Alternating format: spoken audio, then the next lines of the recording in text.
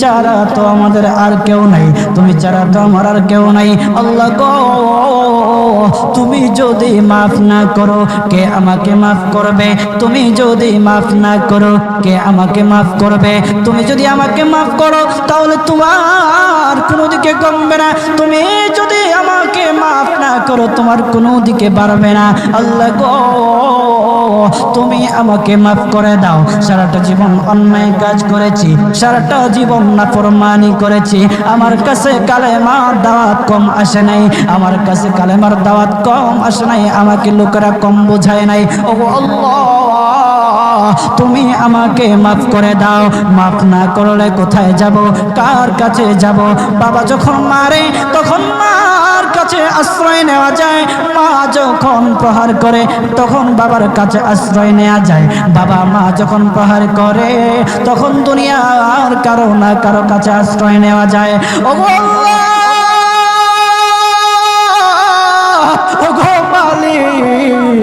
তুমি যদি আমাকে মারো, তুমি যদি আমাকে আযাব দাও, ওগো আল্লাহ কার কাছে যাব, কার কাছে গিয়া মাফ চাইবো? ওগো আল্লাহ মেহেরবানি করে মাফ করে দাও। এইরকম কান্না করতেছে, কান্না করতেছে, চোখের পানি তার এমন ভাবে পড়তেছে, দাড়ি ভিজতেছে, দাড়ি ভিজে জমিনের মধ্যে চোখের পানি পড়তেছে, কান্না করতেছে। বান্দাটা কান্না করতে করতে করতে করতে আমার আল্লাহর কাছে এমন গ্রহণযোগ্যতা অর্জন করেছে, মহান আল্লাহ রব্বুল আলামিন তার ডাকে সাড়া দিয়া তার জিন্দেগির সব গুনাহ মাফ করে দিয়েছে। হযরত মূসা আলাইহিস সালাতু ওয়াস সালামের যুগের ঘটনা। একজন বড় পাপিষ্ঠ ছিল, জীবনে এমন কোন গুনাহ নাই যে গুনাহ সে করে নাই।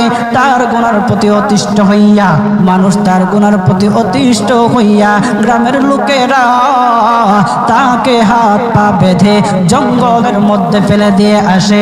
জঙ্গলের মধ্যে থাকতে থাকে, কিছুদিন থাকার পর মালাকুল মউত যখন তার সামনে এসে উপস্থিত, এর আগ মুহূর্তে সে বান্দা আল্লাহর কাছে ডেকে ডেকে বলতেছে,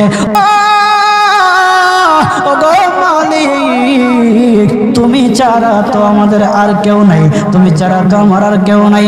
আল্লাহ গো, তুমি যদি মাফ না করো কে আমাকে মাফ করবে? তুমি যদি মাফ না করো কে আমাকে মাফ করবে?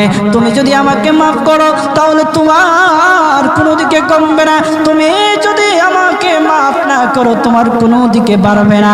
আল্লাহ গো, তুমি আমাকে মাফ করে দাও। সারাটা জীবন অন্যায় কাজ করেছি, সারাটা জীবন নাফরমানি করেছি, আমার কাছে কালেমার দাওয়াত কম আসে নাই, আমার কাছে কালেমার দাওয়াত কম আসে নাই, আমাকে লোকেরা কম বোঝায় নাই। ও আল্লাহ, তুমি আমাকে মাফ করে দাও। মাফ না করলে কোথায় যাব, কার কাছে যাব? বাবা যখন মারে তখন মার কাছে আশ্রয় নেওয়া যায়, মা যখন প্রহার করে তখন বাবার কাছে আশ্রয় নেওয়া যায়, বাবা মা যখন প্রহার করে তখন দুনিয়ার কারো না কারো কাছে আশ্রয় নেওয়া যায়। ও আল্লাহ,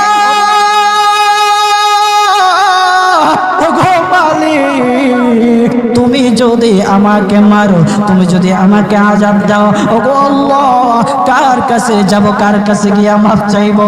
ওগো আল্লাহ মেহেরবানি করে মাফ করে দাও। এইরকম কান্না করতেছে, কান্না করতেছে, চোখের পানি তার এমন ভাবে পড়তেছে, দাড়ি ভিজতেছে, দাড়ি ভিজে জমিনের মধ্যে চোখের পানি পড়তেছে, কান্না করতেছে। বান্দাটা কান্না করতে করতে করতে করতে আমার আল্লাহর কাছে এমন গ্রহণযোগ্যতা অর্জন করেছে, মহান আল্লাহ রব্বুল আলামিন তার ডাকে সাড়া দিয়া তার জিন্দেগির সব গুনাহ মাফ করে দিয়েছে। ওই বান্দাটা তাওবা করতে করতে করতে করতে হঠাৎ ইন্তেকাল করে। ইন্তেকাল হওয়ার পরে হযরত মূসা আলাইহিস সালাতু ওয়াস সালামকে মহান আল্লাহ বলে দিতেছে, পয়গম্বর মূসা, ও দুস্ত, দেখো অমুক জঙ্গলে আমার একটা পাগলা আশেক, আমার পাগলা একটা আশেক মারা গেছে, ওই আশেকটার জানাজা তুমি পড়াও, দাফন কাফনের ব্যবস্থা করো। ও মূসা, আর তুমি একটা ঘোষণা দিয়ে বলে দাও, একটা ঘোষণা দিয়ে দাও, মূসা রে, ও মূসা, তুমি ঘোষণা দিয়ে বলে দাও যে আমার এই বান্দার জানাজার নামাজে অংশগ্রহণ করবে, মহান আল্লাহ তার জীবনের সব গুনাহ মাফ করে দিবে। আল্লাহু আকবার। আরো জোরে বলেন না আল্লাহু আকবার, আরো জোরে বলেন আল্লাহু আকবার। হাত উঠায়া বলেন আল্লাহু আকবার, আল্লাহু আকবার। মুসলমান বাবাজি গভীর মনোযোগ। হযরত মুসা আলাইহিস সালাতু ওয়াস সালাম একটা পাহাড়ের উপরে উঠলেন। পাহাড়ের উপরে ওঠার পর তখন ডেকে ডেকে বলতেছে, ও উম্মতেরা রে, আমার উম্মতেরা শুনো, আল্লাহ রব্বুল আলামিন একটা সুসংবাদ দিয়ে দিয়েছে। আমার আল্লাহ রব্বুল আলামিনের একটা আশিক একটা ওই অমুক জঙ্গলের মধ্যে মারা গেছে। ওই পাগলা আশিকের জানাজার নামাজ অংশগ্রহণ করো। যদি জানাজার নামাজ পড়ো তখন আমার আল্লাহ তোমাদের জীবনের সব গুনাহগুলি মাফ করে দেবে। কেউ যদি নিজের গুনাহ ক্ষমা করাইতে চাও, কেউ যদি নিজের গুনাহগুলি ক্ষমা করাইতে চাও, তাহলে মহান আল্লাহ রব্বুল আলামিনের ওই পাগলা আশিকের জানাজায় অংশগ্রহণ করো। তখন লোকেরা দলে দলে জানাজায় অংশগ্রহণ করার জন্য দলে দলে গেল।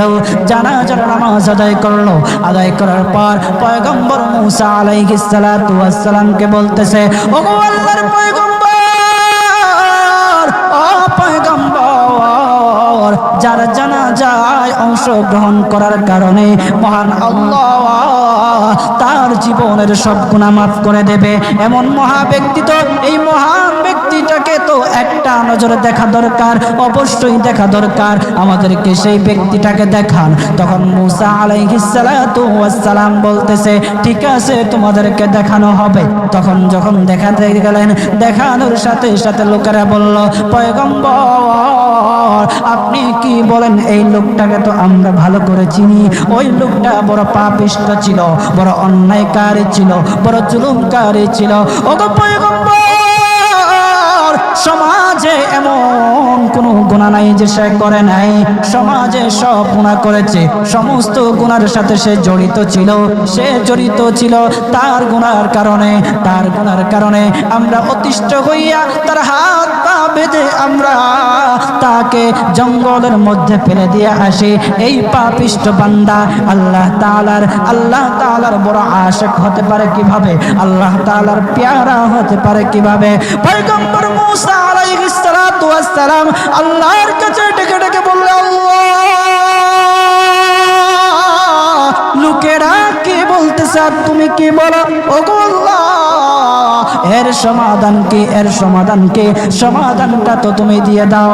আল্লাহ রব্বুল আলামিন পয়গম্বর মুসা আলাইহিস সালাতু ওয়াস সালামকে সমাধান দিয়েছে। বলতেছে, ও মুসা, দুষ্ট রে, ও দুষ্ট, তারা যা কথা বলেছে, লোকেরা যে কথা বলেছে সত্য বলেছে।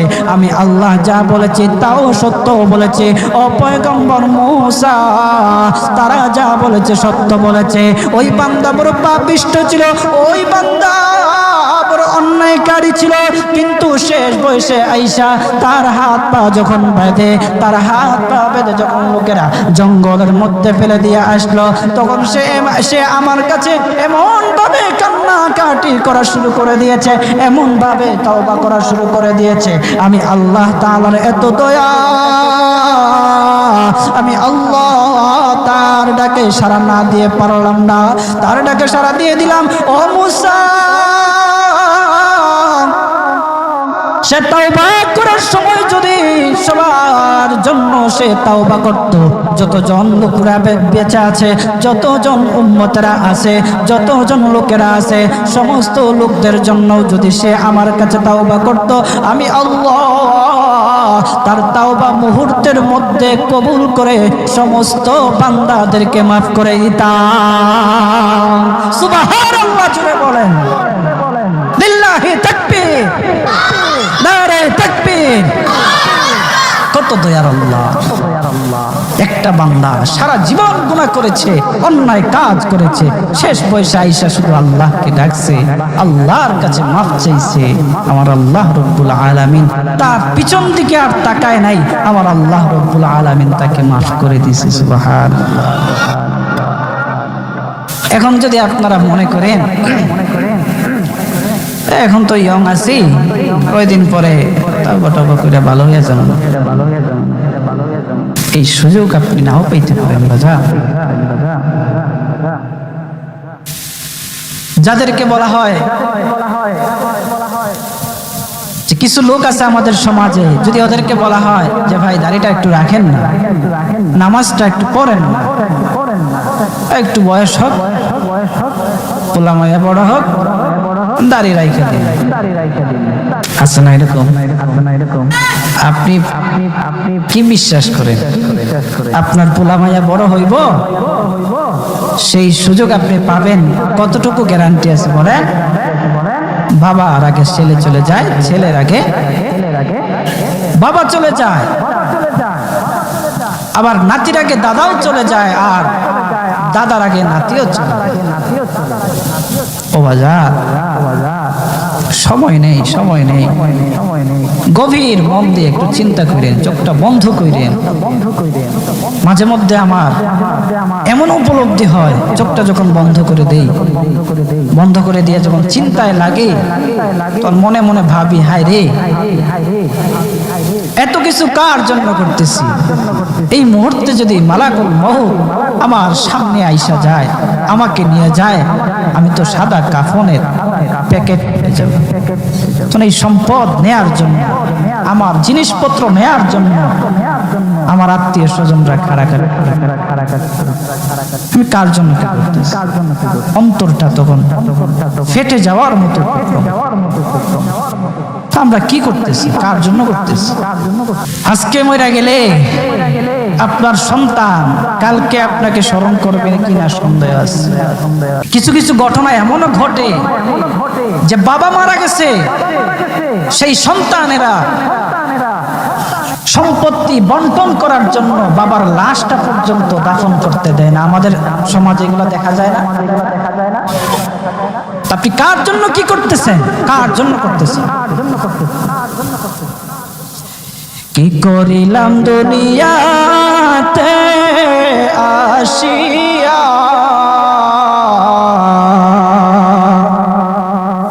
দেখো রে মন চিন্তা করে বসিয়া, বসে বসে চিন্তা করে কি করলাম দুনিয়া, কি করলাম। ও বাজার, এই জন্য আল্লাহ রাব্বুল আলামিনের কাছে মাফ চান, তাওবা করেন। আল্লাহ রাব্বুল আলামিন আপনার ডাকে সাড়া দেবে, আপনার তাওবা আল্লাহ রাব্বুল আলামিন কবুল করবে। বান্দা যত গুনাহ করুক না কেন, সব সময় আল্লাহ তাআলার রহমত তার পাশে আছে। এই জন্য বাজান, আমরা যারা আছি, আমরা আল্লাহর কাছে তাওবা করব তো ইনশাআল্লাহ। কথা বলেন না ইনশাআল্লাহ? বলেন, কিপটামি করেন কি লিগা? জোরে বলেন ইনশাআল্লাহ। নবীজি আল্লাহ তাআলা সুসংবাদ জানায়া দিয়েছে, যারা নিজের প্রতি জুলুম করবে, যারা নফসের প্রতি অত্যাচার অন্যায় করবে, তারা আল্লাহর রহমত থেকে নৈরাশ হইয়া না। আল্লাহর নবী গো, আপনি তাদেরকে জানায়া দেন, তারা নফসের প্রতি জুলুম করেছে, অন্যায় কাজ করেছে। ও গো আল্লাহর রাসূল, তাদেরকে আপনি জানায়া দেন, মহান আল্লাহ তারা যত বড় অন্যায় কাজ করুক না কেন, যত বড় নাফরমানি কাজ করুক না কেন, মহান আল্লাহ রব্বুল আলামিনের কাছে বান্দা চাইতে দেরি, মহান আল্লাহ তাদের ডাকে সাড়া দিতে দেরি না। মুসলমান বাবাজি, গভীর মনোযোগ, ও মানিকগঞ্জের মুসলমান ভাইরা, উক্ত আয়াত আল্লাহ রাব্বুল আলামিন আমরা যারা পাপিষ্ঠ আছি, আমরা যারা নফসের গোলামি করতে করতে, অন্যায় কাজ করতে করতে যারা নফসের প্রতি জুলুম করেছি, অন্যায় কাজ করেছি, আমাদের মতো যারা গুনাহগার আছে, আল্লাহ আমাদেরকে সান্ত্বনা দেওয়ার জন্য উক্ত আয়াত খানা নাজিল করেছেন।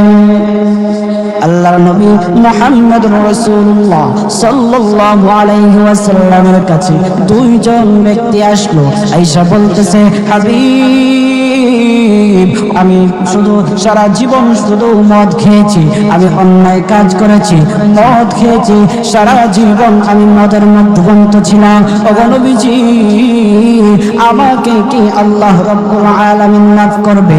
আমাকে কি আল্লাহ রাব্বুল আলামিন মাফ করে দেবে?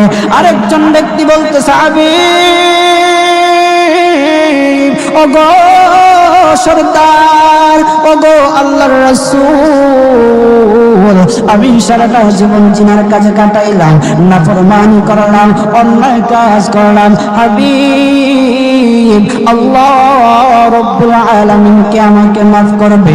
আল্লাহর রাসূল সাল্লাল্লাহু আলাইহি ওয়াসাল্লাম চোখ বন্ধ করে চিন্তায় পড়ে গেলেন, চোখ বন্ধ করে দিলেন।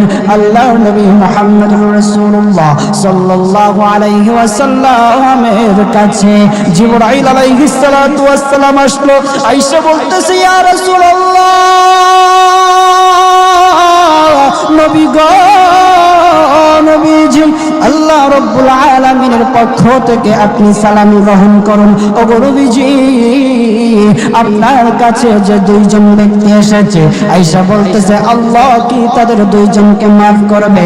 ওগো নবীজি শুনে নেন, ইয়া ইবাদিয়াল্লাযীনা আসরাফু আলা আনফুসিহিম লা তাকনাতু মির রাহমাতিল্লাহ ইন্নাল্লাহা ইয়াগফিরুয যুনুবা জামিআ ইন্নাহু হুয়াল গফুরুর রাহিম।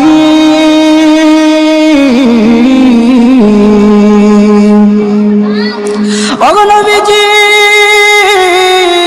আল্লাহ তাআলা সুসংবাদ জানায়া দিছে, যারা নিজের প্রতি জুলুম করবে, যারা নফসের প্রতি অত্যাচার অন্যায় করবে, তারা আল্লাহর রহমত থেকে নৈরাশ হইয়া না। আল্লাহর নবী গো, আপনি তাদেরকে জানায়া দেন, তারা নফসের প্রতি জুলুম করেছে, অন্যায় কাজ করেছে, ওগো আল্লাহর রাসূল তাদেরকে আপনি জানায়া দেন, মহান আল্লাহ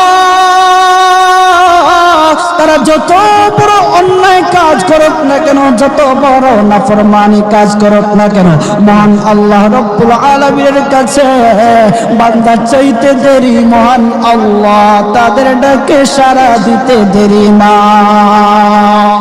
আল্লাহ তুমি দয়ার সাগর, আল্লাহ তুমি দয়ার সাগর, রহমানুর রহিম, তোমার দয়ায় পূর্ণ আমার সারা নিশিদিন। বলেন, তোমার দয়ায় পূর্ণ আমার সারা নিশিদিন। তুমি মিঠাও সকল চাওয়া দুদিন আগে পরে, তোমার কাছেই সকল পাওয়া সবই তোমার তরে। আল্লাহু আকবার, আরো জোরে বলেন আল্লাহু আকবার।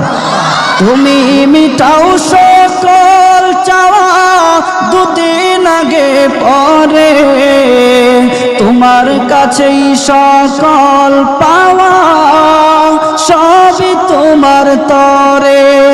তোমার পথে চললে সবাই, তোমার পথে চললে সবাই আসবে যে সুদিন।